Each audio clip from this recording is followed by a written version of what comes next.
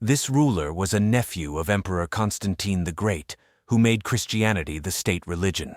He was also a cousin of Constantius II, whom Julian, in fact, and replaced on the throne.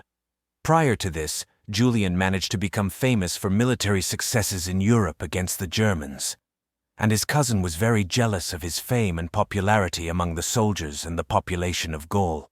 Between them almost started a war, but then Constantius somehow in time died. And here Julian, already as emperor, has arrived in Constantinople, where already some decades was capital of empire. Already half a century as the Christian church was considered the state church, and it was in a privileged position. In less than 50 years, not a single pagan temple remained in the capital. At last the pagans felt what it was like to be persecuted. But here Julian turned out to be a pagan.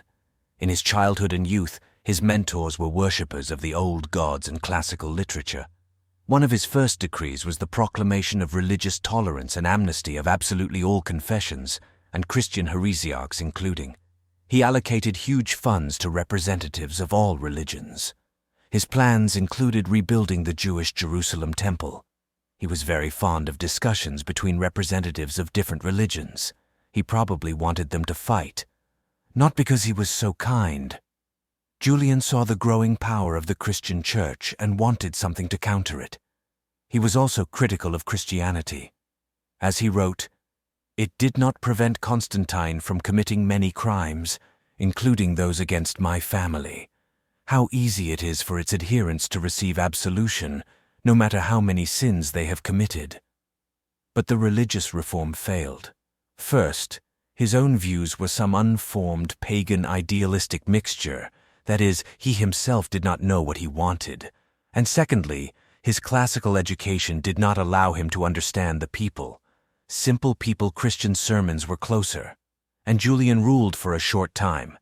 In 363, he gathered in a campaign to Persia, and everything seemed to be going well. But in one of the battles to the emperor's headquarters, Persian cataphracts broke through, and in the battle, Julian received a spear blow to the liver. The wound was fatal. These events were described by their direct participant, the historian Ammianus Marcellinus, and Julian was called Apostate afterwards. Probably it is a little inaccurate, because he himself was not a Christian.